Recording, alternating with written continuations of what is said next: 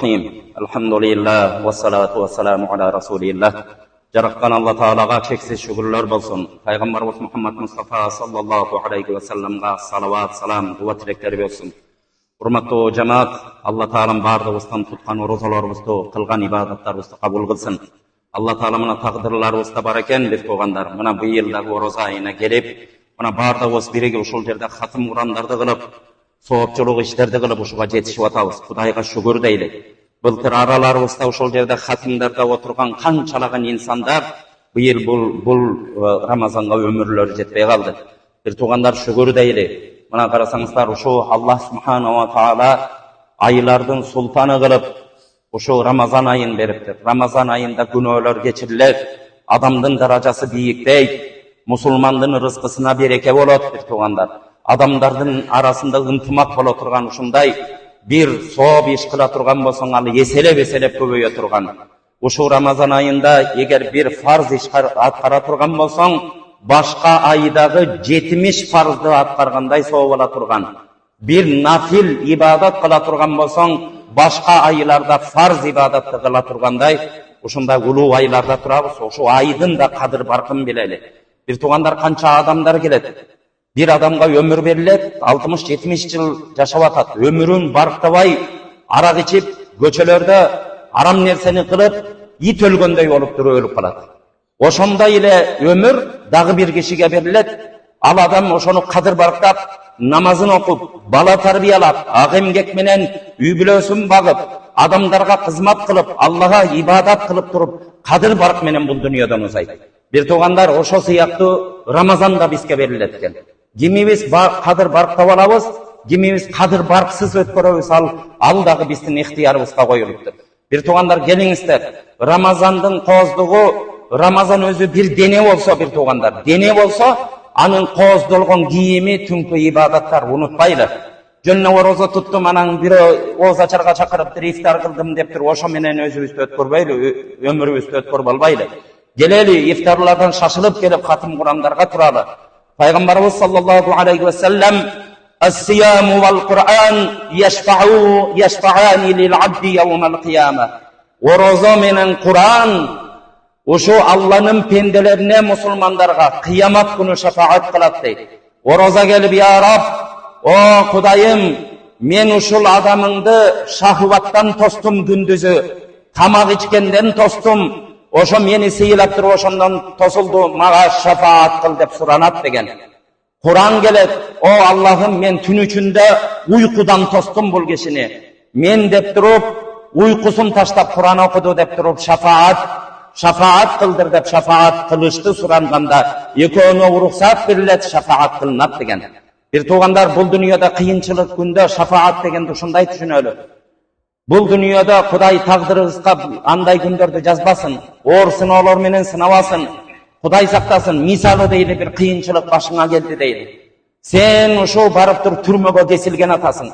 Сени бір адвокат келип болушуп атат сага, көрдүңүздөр, бүт барын доказать этип. Кандай эгер ошо куткарып чыкса, кандай сүйүнөсүң бир тууган, кандай сүйүнөсүң? Елестетип көрөлүчү. Кыяматтык андан бетер, андан 100 000 эсе күчтүү, 100 000 эсе коркунучтуу болот. Biz görбөгөн için ишен албай атабыз.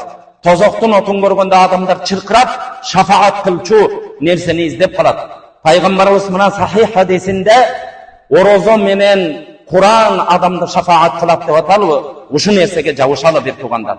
Өмүрүбүзгө ушу тагдырыбызга жазып, ушу орозого жеткирип атабы? Орозобузду кемчиликсиз тутканга, орозонун ичинде ошо орозонун эрежелерин бузуп албаганга, Kudaydan çoğun nerselerde ümit kılıp, "Man sâma Ramazâna îmânen ve ihtisâben, gufira lehu mâ teqaddama min zembih."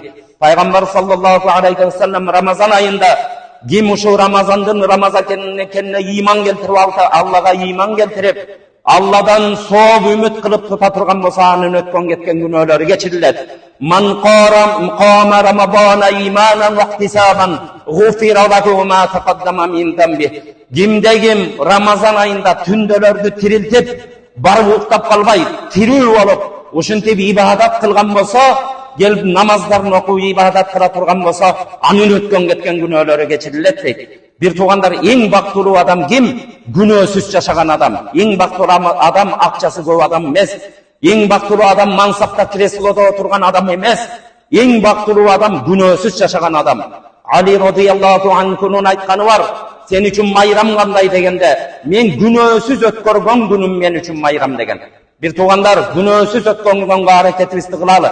Görün gelingizler bu hatım Kur'an'larda sıyılap, uşu şaşılıp gelip uşul yerge turalı.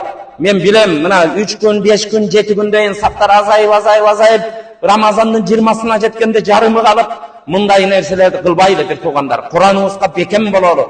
Bizden, mına Kırgızistan'ımыздın darajasın bir tuğanlar. Kur'an menen Allah Teala götürüp atat. Kançalagan tiyak-biyagız çegeralarımızda ne degen problemalar boldu gördüңүздөр. Бирок жаштарыбыз мына бу жерде отургандынчы, мына 98-99% жаштар көрдүңүздөр. Бир туугандар, келечек силердики балдарыбызды да туура тарбиялайлы, дин менен тарбиялайлы. Балдарыбызга мына бу Насрулла Каракейге окшогон карылар чыксын. Каракейбиз мына Кыргызстанда канча бир жолу биринчи местени алып жаш балдардын ичинде. Эң ам тажабай койсун катышпа, сенден башка киши да биринчи месте алсын, сен ала бересиң деп катыштырбай койгонбуз. Дүйнөлүк конкурска жөнөтсөк, канча 80-90 мамлекеттен 4-чү местени алып Ливиядан келген балдарыбыз көрдүңүздөр. Ушундай балдарды Кудай берип атат. Кудайым мына бу жерде 30 пара Кур'ан 24 саат бою окулуп атат, көрдүңүздөр. Урматтуу бир туугандар, кажер болбосун Кур'ан хатымдар Алла Тааладан жакшылыктарды үмүт кылалы. Кур'андарды ортомчу кылып, Кудай Тааладан чоң нерселерди үмүт кылалы. Пайгамбарыбыз саллаллаху алейхи ва саллям бейиш билесиңер. Бейиш жаннатка ушу кадамын кирип алса эле бүттү, ушу жыргай турган жер. Алымдар айтат, бейиштен биринчи жерине келип туруп бир гүлдү карап таң калганда 200 жыл таң калып тура берет деген адам, көрдүңүздөр. Бирок ошо бейиштин ичинен дагы пайгамбарыбыз Фирдаусту сурагылады. Пайгамбарыбыз отура турган пайгамбарыбыздын жайы болгон Фирдаус эң чоңун сурагылады. Биз дагы дүйнөдөчү өзүбүздү кичирейте берет, мага неужели ушуну берип салат дебейли бир туугандар. Алла Тааланын казынасы чоң нерселерди сурайлы. Бул жерлерге келип туруштарыбыз бул сахабалардын жумушу, пайгамбарыбыздын сүннөтү, көрдүңүздөр. Пайгамбарыбыздын учурунда таравихтер ар жерде окулган. Кийин пайгамбарыбыз дүйнөдөн өткөндө Абу Бакр радыйаллаху анху келген учурда ал нида таравих болгон. Көрдүңүздөр. Адамдар ушундай чагылышкан, пайгамбарыбыз өткөндө муртаттар чыккан, зекет бербейм деп чыккан, проблема толтура болгон. Анан 2 жылда аны түздөгүчө Абу Бакр радыйаллаху анху бул дүйнөдөн өтүп, Умар радыйаллаху анху халифатка келгенде бир күн Рамазанда мынтип өтүп баратса, адамдар ушинтип өз-өзүнчө окуп атканда, "Жо мындай болбойт" деп, Убай ибн Кааб деп пайгамбар сахабалардын ичинен Кур'андын устазы болгон, Кур'андын уста болуп Кур'анды ушундай жакшы окуган Убай ибн Кааб деген Кур'андын кызматчысы бар эле. Ошону имамчылыкка чакырып, жыйым аракеттен таравихка окугула деп ошондой сүннөт болгон. Ушинтип жыйылып окуруш. Карасаңыздар, урматтуу бир туугандар, мына бу араларыбызда эмне үчүн муну айтып атам? Араларыбызда жүргөндө бааны бир кара жаш бала, 20-22 жашар бала, азыр 22 жашар баланы магазинге жөнөтсөң, 5 мүнөттөн да бирөөнү жөнөтүшүң керек. Артынан тиги тентиреп кеткен жокпу деп. Бирок урматтуу бир туугандар, эси жок балдар ошону кылып атат. Биз үйүбүздө балдарын мороженое алып берип, эркелетип, бетинен жоктон тапкансып күндө өпкүлөп, анан балдарыбызды дейдана кылып атабыз, көрдүңүздөр. Эмне балабы же эмне экен, кишиби эмне экенин билбей калып атабыз. Бир туугандар, атасы залым болбогондун баласы алым болбойт дейт. Бираз балдарыбызды кичине мындай ушундай Кур'ан жолдоруна үйрөтөлү келиңиздер. Кур'ан жаттаталы, Алла Тааланы сурайлы. Ушу Насрулла Каракейге окшогон карылар чыксын. Бу жерде 30 паран тынбай окуп аткан балдар, 20-дан 25 жашка чейин жап-жаш балдар, көрдүңүздөр. Жана мен айткандай, биздин балдарыбыз магазинге жөнөткөндө жөн бара албай атат. Булар Алланын Кур'анын окуп отурат. Экөөнүн айырмасы барбы, көрдүңүздөр? Хали яставиллазина я'ламуна валлазина ла я'ламун. Алла Таала бизге суроо салат. Ey bilim bilgender menen bilim bilbegender ekөө тең болобу дейт. Тең болбойт экен бир туугандар. Bilim bilgenderдин даражасын Алла Таала көтөрүп коет экен. Көрдүңүздөр, балдарыбызды Кур'ан окуталы.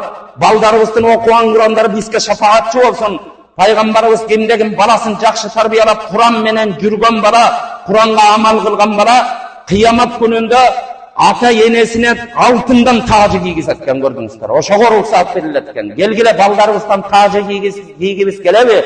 Кыямат күнү ушу балдарыбыз бизге көзүбүзгө нур болсун дейлиби? Bir az чыдайлы балдарыбызды Кур'ан окуталы. Баягында ушундай 22 жашар бала ушу кары ушундай бишик кары Курандан жаңылбаган. Ошондо кечке чейин Куран менен алат. Bir günü girsem ilaf ustaz deydi. Ustaz şu mihrapka gel uktap kalıptırmın deydi. 7-8 saat Kur'an okuttur. Çaçağımda uktap kalıptırmın. Uktasam o şu yerde Ubay ibn Ka'b bu yerde İbn Mes'ud oturuptur deydi. Gördünüzler yok balam dep meni gel bir kele taptır. Hurmatlı o bir toğanlar. Gördünüzler Kur'an okuyanlar kimlerdi? Düşünde görüp atat. Kur'an okuyanlar kanday darajaga жетip atat. Bizden baldarda Kur'an okusun deyip turgan bolsak gelinizler. Baldarыбызга көңүл буралы. Жөн эле болуp kalbayt bir toğanlar. Biz yerге келип кабылый дуа кылып атабыз. Алла Тааладан жалынып атабыз. Анан фиалый дуа деген да бар. Анан барып алып баланы тургузуп, ey устазга байлап берип, күндө текшерип, артынан туруп, балдарыбызды да ушундай тарбиялайлы. Кудайым иншалла туткан розаларыбызды кабыл кылсын, жеңил кылсын. Мына Меккеден жаңы келдик бир туугандар. Иншалла Алла Таалам барыңыздарды умра сапарына насип кылган болсун, хажды кылышты Kudayım nasip kılsın, ortalığı ıntımak versin, Ramazan'dan hurmatı menen Kuday Teala berekeler yağdırsın, Allah Teala jamanlıklardan saklanmasın bir rahmet.